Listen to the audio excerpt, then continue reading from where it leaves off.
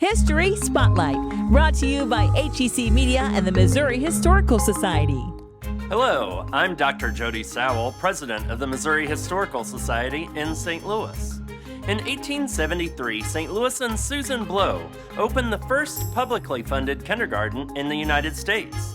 Public historian Adam Kloppe tells us how this served as a model for early childhood education to public schools across the country. Early childhood education is something that is incredibly important, but early childhood education in America would look so much different today if not for the efforts of one St. Louis woman, a woman by the name of Susan Blow. So in 1870, Susan Blow was traveling with her family to Europe, and she was a very educated woman.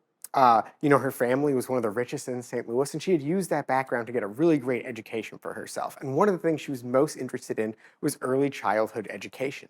So while her family is on this trip to Europe in 1870, she knows she wants to stop in Germany to meet with a German educator and philosopher by the name of Friedrich Froebel. And Froebel had these really sort of revolutionary ideas about early childhood education. He believed that children learned through play, that they were inherently good and curious, and that their play would lead them to new discoveries. And this was a huge break from what people had thought about early childhood education before. Before that, they viewed children as sort of these wild monsters that needed to be controlled. But Froebel didn't believe that. He believed that, if you took kids on nature walks, if you gave them blocks, in different shapes or with numbers on them, or if you taught them things like the alphabet through song, that they would learn and they would socialize. He developed these classrooms that try to do exactly that, and he called his classrooms kindergartens. So when Susan Blow travels to Germany in the 1870s, she wants to meet with him and see these kindergartens in action. And she comes away from that convinced that kindergartens would be really good for students in the United States.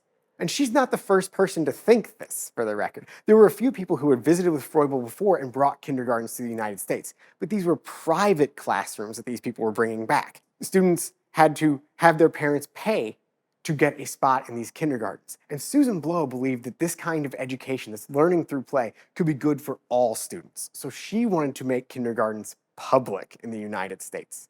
So when she gets back here in 1871, she goes to meet with the St. Louis School Board, for the public schools, and she tells them about her plan to bring kindergartens to the St. Louis Public School District.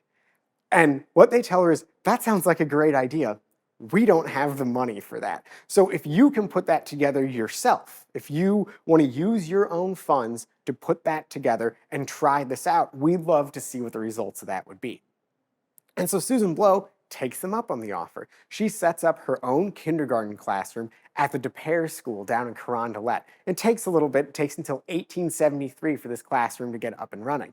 But it is almost an instant success. Almost right away, she can see that those students are learning so much better. Their parents are really impressed with these methods, and they're telling their friends, maybe who have kids that go to other school districts, about how much these kindergartens are mattering to these kids. Within a few years, there's other schools within the St. Louis School District that want kindergartens for their own. So Susan Blow is training other teachers. She's going to other schools in the St. Louis Public Schools and setting up schools there. Over the next 11 years, she trains over 50 kindergarten teachers and opens over 50 kindergarten classrooms within the St. Louis School District. And representatives from other school districts around the country are coming to St. Louis just to see how these kindergartens are set up to be successful in public schools. By the time she retires in the mid-1880s, kindergartens are a success around the nation. After she retires, she keeps writing about early childhood education, offering lectures on early childhood education. And when she passes away in 1916, there's over 400 school districts around the country that have kindergartens for themselves. Next week on History Spotlight, a style of house named after a fish.